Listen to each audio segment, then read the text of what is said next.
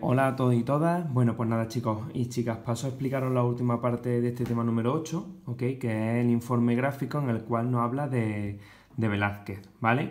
Es uno de los pintores más importantes que va a dar el panorama español, sobre todo, bueno, yo creo que de todos los tiempos, y todos los pintores contemporáneos, clásicos del momento, todos lo tuvieron como maestro y siempre como elemento de referencia.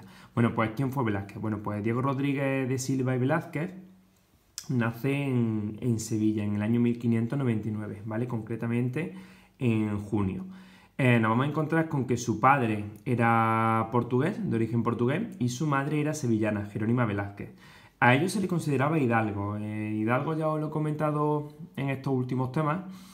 La palabra hidalgo viene hijo de algo. Era una especie como de grupo de personas que estaban considerados nobles, pero muchas veces estaban entre la delgada línea entre que son nobles y pertenecen lo que es al pueblo llano, el estamento no privilegiado. Están ahí. De todas formas, bueno, pues a él se le consideraba eso, de nacimiento, como una persona con cierto renombre por los progenitores, por los padres de los que procedía. Bueno, pues continuamos. Velázquez, bueno, pues esto va a ser su casa natal de Sevilla, la cual a día de hoy se conserva. Está muy cerca del centro, y esta de aquí es la iglesia de San Pedro, donde recibió bautismo el 6 de junio de 1599 aproximadamente, así que más o menos nació unos días antes.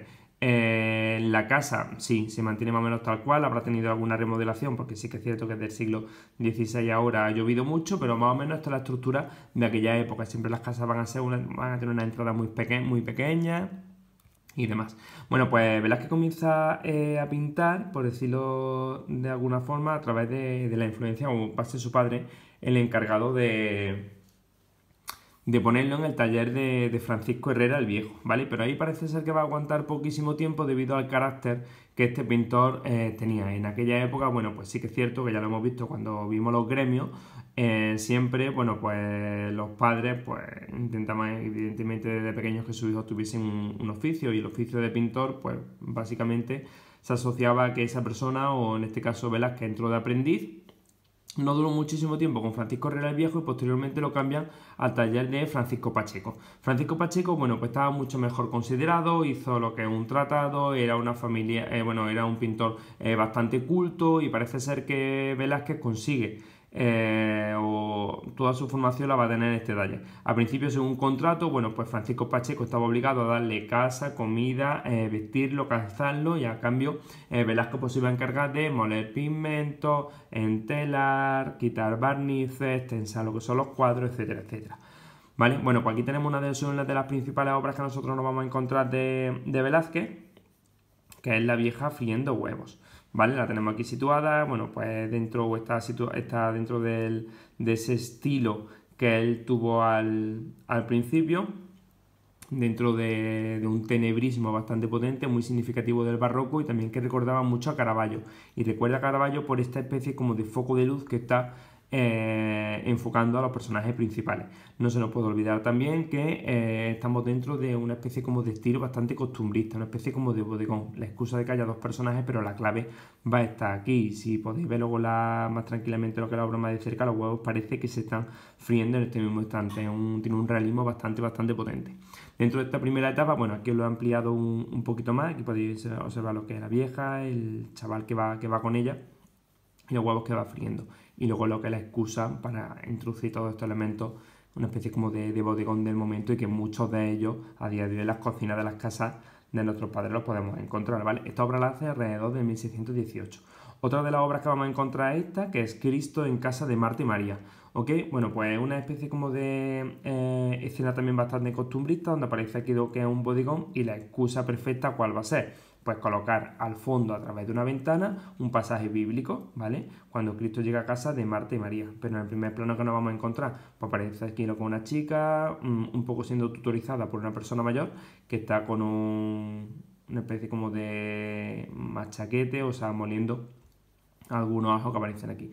Todo esto está dentro de su primera etapa. Como podéis observar, es una pintura, bueno, pues muy fuerte, donde bastante dura, con estos contrastes de luces y de sombras, ¿vale? Y los colores son bastante apagados.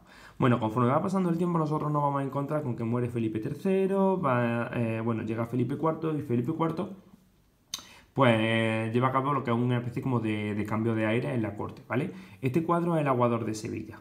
Volvemos a lo mismo, está dentro de lo que es de la etapa sevillana, los colores van a ser los mismos, lo más característico de este cuadro, lo que pasa aquí con la luz no podéis verlo, es esta especie como de vasija enorme, ¿vale? Donde caen las gotas de agua, es como si fuese real. Aparece lo que una persona mayor, un chico más joven y aparece otro aquí al fondo que está bebiendo agua. Este cuadro también se conoce con el nombre de las tres edades, ¿vale? Aparece lo que es una edad joven, una edad madura y posteriormente lo que es la vejez. Este cuadro pasó a manos de Juan de Fonseca, ¿vale? Va a ser el momento en el que, lo que he dicho antes, pues Felipe IV cambia de aire lo que es la corte y su suegro Pacheco, que también era el que le enseñó a pintar, ya que Velázquez se casó con la hija de Pacheco, con la hija de su maestro, lo anima para que vaya a la corte, a ver de qué forma puede entrar a ser pintor oficial del rey. Y parece ser que entra en contacto con Juan Fonseca, que va a ser su principal protector, ¿vale? Juan Fonseca pasa a ser sumiller dentro de la corte, ya que en el momento en el que Felipe IV renueva todo ello, va a ocupar un papel muy importante Gaspar de Guzmán, ¿vale? Favorece a un noble que es Gaspar de Guzmán. ¿Quién va a ser luego Gaspar de Guzmán? Pues se convertirá en el conde duque de Olivares, el principal válido del rey, que hace que el conde duque pase a muchísima gente, sobre todo muchos andaluces y muchos sevillanos, a formar parte del equipo de la corte, ¿vale? Fonseca presenta a Velázquez al conde duque y va a ser el camino directo. ¿Para qué? Para que Velázquez pinte un retrato de Felipe IV. En el momento de pintar el retrato de Felipe IV, pasa a ser pintor oficial de corte en el 1623. Lo bueno que va a tener esto que va a ser, porque a través de Fonseca, conoce la obra de los principales pintores venecianos. Tintoretto, Tiziano y Veronés, que formaban parte, bueno, pues de las colecciones de Felipe II y Carlos I. Continuamos, una vez que se encuentra aquí, bueno, dentro de esos comienzos de la corte, una de las primeras obras que hace, ¿cuál va a ser? Pues esta misma, la de Triunfo de Baco, o también se conoce esta obra como Los Borrachos, ¿vale? Conoce, bueno, o como una escena mitológica, y aquí podemos reconocer al personaje principal, que es Baco, que es el dios del vino ataviado con una especie como de corona, donde hay, bueno, tiene una hoja de parra, vestido a la moda típica de dioses, casi siempre con el torso semidesnudo, con algún personaje que lo acompaña, pero en esta parte de aquí, la parte de la derecha, aparecen los personajes vestidos tal y como se vestían en la época del momento, un documento histórico bastante interesante. Esta obra fue hecha en el 1628-1629. ¿Y cuál es la característica principal de este momento en el cual ya entra en la corte y conoce lo que son los pintores del Renacimiento? Que cambian los colores. Aquí ya vemos que aparecen unos rosas, aparecen unos azules, y la gama se va limpiando un poquito, se va adquiriendo un cierto matiz de luz. Bueno, pues seguimos. Cuando está en la corte, bueno, pues va a llegar Pedro Pablo Rubens. Nosotros nos acordamos de Pedro Pablo Rubens porque lo vimos anteriormente cuando estuve explicando el barroco, en una obra muy característica que tiene, que era Las Tres Gracias, ¿vale? Bueno, pues Pedro Pablo Rubens va a hablar con Velázquez, que le va a decir que vaya a Italia, se forme, que conozca de primera mano lo que es el Renacimiento italiano, a Miguel Ángel, a Rafael, a Da Vinci, y que a partir de aquí siga pintando y vaya ampliando su repertorio. De esos cuadros del primer viaje a Italia está este de aquí, que es la fragua de Vulcano. ¿Qué cuenta el cuadro? Bueno, pues aquí podemos observar que aparece en primera fila, o en primera línea, un personaje con una especie como de luz o destellos que salen de su cabeza y una especie como de túnica. Volvemos a lo mismo, es una obra mitológica, y este de aquí es Apolo. ¿Quién es Apolo? Apolo, como podéis observar, vemos lo que lleva en la cabeza. Lleva una especie como de corona. ¿De qué? De laurel. ¿Esto de dónde viene? De lo que he enseñado aquí, lo que vimos antes, Apolo y Dafne, ¿vale? Esa especie como de mito en la que Apolo corre detrás de Dafne, ya que habían sido los dos disparados por una flecha contraria. Cupido fue el que lanzó la flecha, y Apolo, en el momento que toca a Dafne, esta se transforma en laurel y pasa a ser símbolo de Apolo. Pues aquí lo tenía en su corona.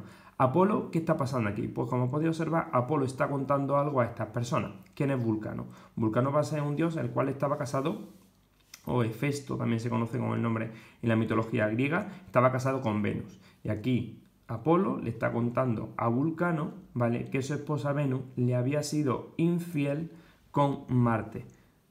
Todos los compañeros de Vulcano de la fragua se quedan petrificados. Por favor, mirad la cara de aquí, que no o sea, una cara de asombro que no da crédito a lo que le están contando, y eso es lo que narra este primer cuadro, este cuadro que hace cuando está en Italia, ¿vale? Como podéis observar, vuelvo a lo mismo, los colores también han cambiado muchísimo y hay muchísima más luz que lo que vimos anteriormente.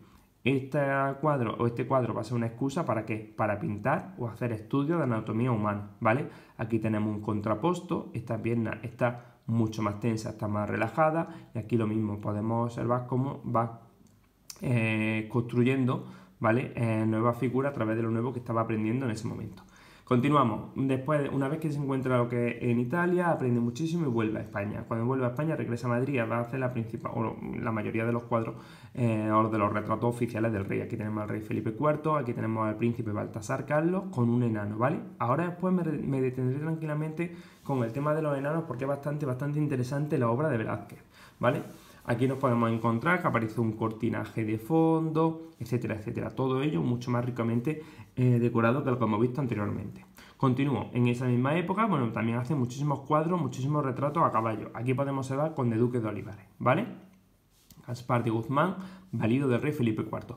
O la primera reina de Felipe IV, la primera mujer, perdón, de Felipe IV, la reina Isabel de Francia, ¿vale? Es muy característico lo que es la representación de estos tipos de figuras en Velázquez, ¿vale? Es como uno de los elementos principales dentro de su estilo, muy característico, ¿vale? Lo que ya he dicho antes. Continuamos, otro de los cuadros también bastante interesantes cuando regresa de Madrid va a ser este, ¿vale? En la rendición de Breda o las lanzas. Se conoce por las lanzas por estos elementos que aparecen aquí. Bueno, pues aquí nada, lo que nos está expresando es eso. Esta obra se hace para el Salón de los Reinos, para un poco vanagloriar lo que es la potencia española y sobre todo todas las batallas que ha ganado. Aparece lo que es Nassau, ¿vale? Que le está dando lo que es las llaves de la ciudad a Spínola, pero esta especie como de rendición no hay sangre, o sea, es todo muy tranquilo, es todo muy sosegado. Aquí vemos como Nassau un poquito se va a arrodillar ante su vencedor, le da llaves de la ciudad y Spínola como que le toca al hombre en sentido un poquito de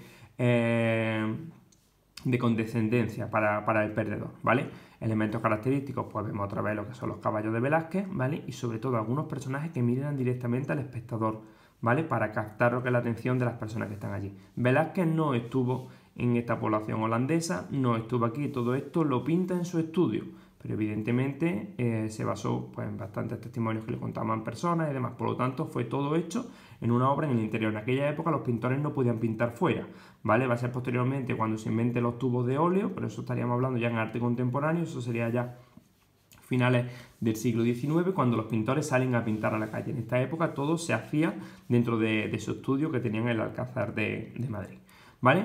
Bueno, pues Velázquez no se queda en Madrid muchísimo tiempo. El rey Felipe IV, bueno, pues le va a mandar algunos quehaceres, como por ejemplo que vaya a Italia. De aquí viene su segundo viaje a Italia, bueno, pues comprar y adquirir obras de arte para su colección personal. Y estando en Italia, hace esta obra que es la Venus del espejo. Aparece lo que es una mujer de espalda, en este caso lo que es la diosa Venus con su hijo Cupido que está sujetando un espejo. Y volvemos a lo mismo, aquí ya podemos observar un ambiente italiano mucho más puro, donde los personajes son una especie como de excusa para pintar lo que son los cuerpos humanos desnudos, ¿vale? Y esta obra es bastante característica, que son dos obras o dos visiones de la Villa Médicis, ¿vale? Pero aquí podemos observar que, igual que en esta obra, la pincelada es muy bastante académica, ¿vale? Aquí hay una pincelada mucho más suelta, ¿vale? ¿Qué quiere decir suelta? Que si nos fijamos bien, luego si podéis echarle un vistacillo, yo por no mover esto, ¿vale? Porque entonces ya se me descuadra, la pincelada es mucho más suelta, o sea, es que si os acercáis, lo único que vemos son manchas una al lado de otra, de forma que tú te retiras y tu retina automáticamente lo que hace es combinar y mezclar los colores. Aquí no, aquí la pincelada es muy continua. Tú lo mismo estás moviendo en esta posición que si te acercas al cuadro. En esta parte no. En estas dos composiciones, si tú te acercas, vas a ver manchitas y no puedes diferenciar lo que es, pero si tú te retiras, aquí se conforma lo que es la copa del árbol, ¿vale? Y aquí todos estos elementos, que son una especie como de tabla, que lo que hacían era tapar esta entrada de un jardín a otro. Bueno, pues una vez que regrese de Madrid, va a hacer lo que son, bueno, pues los retratos oficiales de la familia real que dan o suponen un avance dentro de su obra. Y aquí podemos ver eso mismo. Si nosotros nos retiramos desde la posición en la que estamos, yo estoy enseñando el vídeo que parece un pelo ondulado, pero es que si nos acercamos son manchurrones puestos uno al lado de otro que simulan eso, pero es que en realidad no se ve, una pincelada muy muy deshecha. Esta es la segunda esposa del rey, que va a ser Mariana de Austria, ¿vale? Aquí tenéis a Mariana de Austria, mucho más vestida con la moda del momento, estos trajes que ya os estuve explicando el otro día que van a ser tan característicos de esta época. Dentro de este momento también tenemos que tener en cuenta que hace una serie de retratos muy, muy, muy importantes. Estos van a ser bufones. Los bufones que aparecen en ese momento, ¿vale? La mayoría de ellos, bueno, pues eran enanos. En aquella época, y sobre todo los reyes siendo tan cristianos, ellos no podían concebir cómo la naturaleza o Dios era tan cruel y permitía esta especie como de malformaciones. Entonces ellos, cada vez que veían a una persona con discapacidad, un enano, ¿vale? O alguna persona que tuviese alguna deformidad, automáticamente lo llevaban a la corte, ¿vale? Y pasaban a ser bufones, pasaban a ser personal de palacio. En esta misma época es lo mejor que le podía pasar, ¿vale? En este momento pasaban a formar parte de la corte, vivían en la corte, tanto ellos como su familia, recibían lo que es un techo, un plato de comida y un sueldo. ¿Eran bufones? Sí, pero la vida que tenían era muchísimo mejor que no la que se esperaba en el Madrid o en la España del siglo XVII, ¿vale? En aquella época van a ser muy característicos, van a aparecer en muchísimos cuadros. Por decirlo de alguna forma, en esta época era como si fuesen objetos de colección, ¿vale? Los reyes también lo asociaban a su riqueza, ¿ok? Bueno, pues dentro de esta segunda parte, ¿vale? Voy a explicaros dos de los cuadros más característicos que vamos a tener dentro de este periodo. Me salgo del PowerPoint y me voy directamente, chicos, a la página del Museo del Prado, ¿vale? Esta obra, bueno, supongo que ya sabéis la que estamos viendo, que es el cuadro de las Meninas de Velázquez, es uno de los más potentes, y cuando regresa de Madrid, bueno, pues, perdón, de su segundo viaje de Italia, cuando vuelve a Madrid, va a ser uno de los más claves que nos vamos a encontrar. Bueno, pues en este cuadro, ¿qué podemos observar? Bueno, pues este cuadro es una excusa para pintar la infanta Margarita, ¿vale? Que había nacido mientras Velázquez estaba en Italia, ¿ok? Y nada, aquí lo que podemos observar, pues, una escena de corte donde aparece Velázquez, ¿vale? Podemos ver aquí a Velázquez representado. Pero un momento, me voy a mover por aquí, ¿vale? Vemos a Velázquez, que en aquella época había sido nombrado aposentador real, que está pintando un lienzo enorme, pero ¿qué está pintando Velázquez? Lo que está pintando Velázquez es esta parte de aquí. Son a los reyes Felipe IV y a Mariana de Austria, ¿vale? Por lo tanto, ¿cómo sabemos que son ellos? Por un espejo que aparece al fondo, ¿vale? Y aparecen ellos reflejados. Esa es la excusa que tiene Velázquez, ¿para qué? Pues en realidad para pintar a las meninas o a la corte. La infanta Margarita, tenemos aquí situada a dos de sus acompañantes, una de ellas es María Agustina Sarmiento, ¿vale? Que le está ofreciendo una bandeja con un búcaro para beber agua, un búcaro, esta especie como de jarrita, ¿vale? María Agustina Sarmiento, Isabel de Velasco, María Bárbola. Podéis observar a María Bárbola, evidentemente está muy relacionada con lo que he explicado antes de los enanos en la corte, y a Nicolásito Pertusato, ¿vale? Nicolásito también va a ser otro enano que vivía en la corte, que en ese momento, bueno, pues está molestando, como podéis ver, a este mastín que está tranquilamente allí con todos los personajes. También aparece al fondo lo que es Marcela de Ulloa. Marcela de Ulloa era como no institutriz, pero sí la guardiana de las damas de la corte, ¿vale? Y otro personaje que no se sabe. Y también al fondo otro personaje que está observando lo que ocurre en esta primera línea, ¿vale? Pero bueno, realmente lo que estaba comentando, lo más característico de este cuadro va a ser la perspectiva aérea, ¿vale? Que aparece en este instante. O sea, nosotros vemos con que estos personajes aparecen en un cuadro, pero es que realmente en ese cuadro parece que hay espacio por detrás, o sea, tiene una perspectiva, tiene una profundidad, que es uno de los elementos más característicos que nos vamos a encontrar.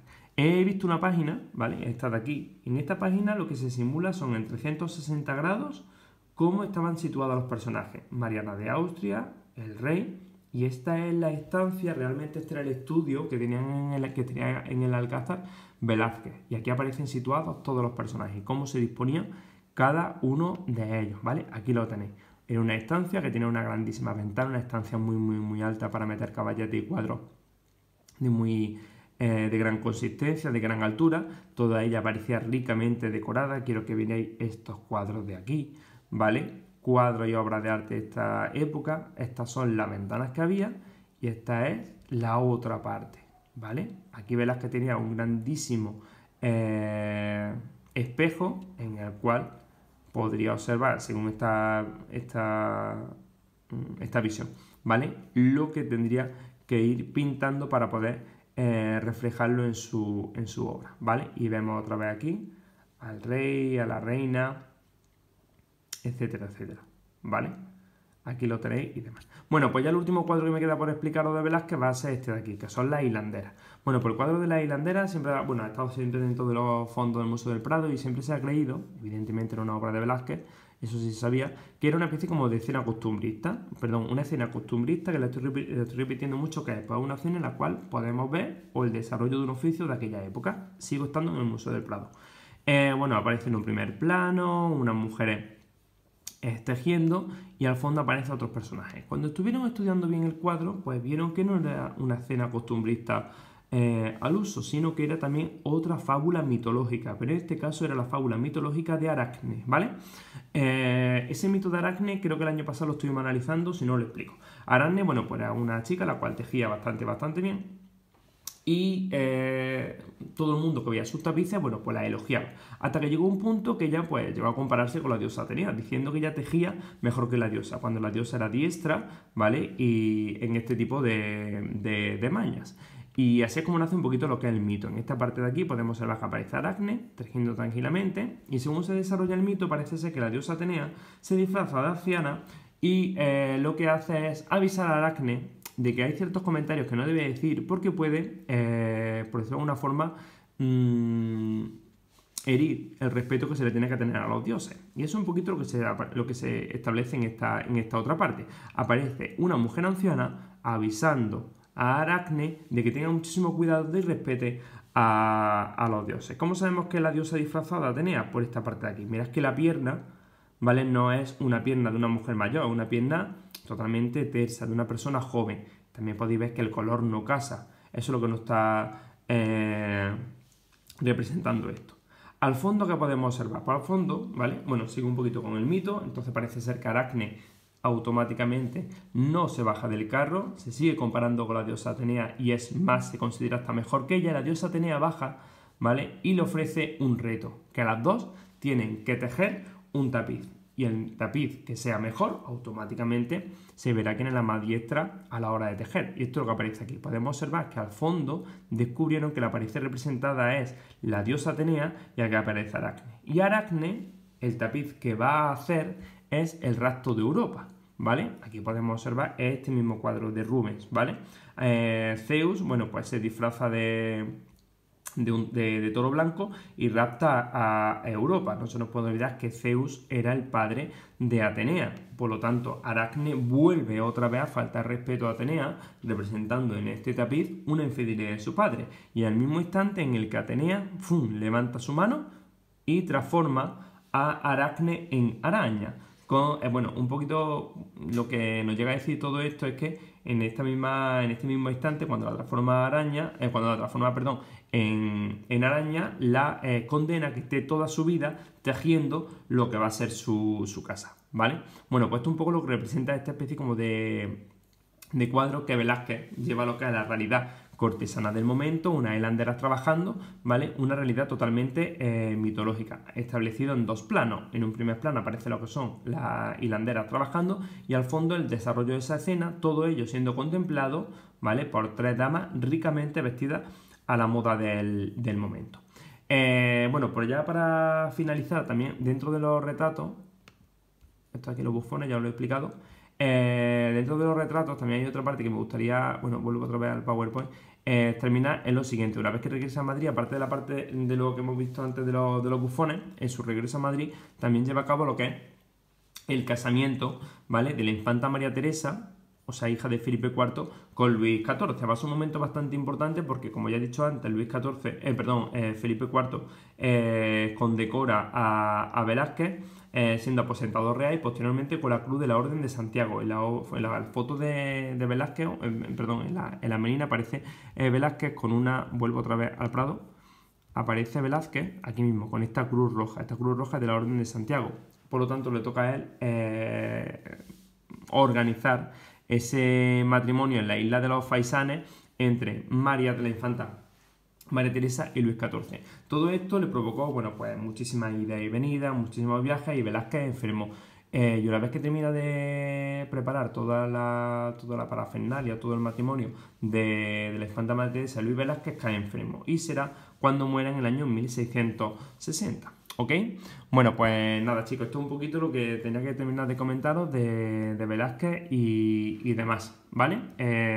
Espero que lo tengáis muy en cuenta, no se nos puede olvidar que es uno de los pintores más importantes y sé que muchos pues, me habéis hecho un trabajo de investigación sobre Velázquez bastante importante y sí que es cierto que casa mucho con lo que aquí hemos visto, ¿vale? Bueno, pues nada, chicos, que nos vemos. Venga, hasta luego.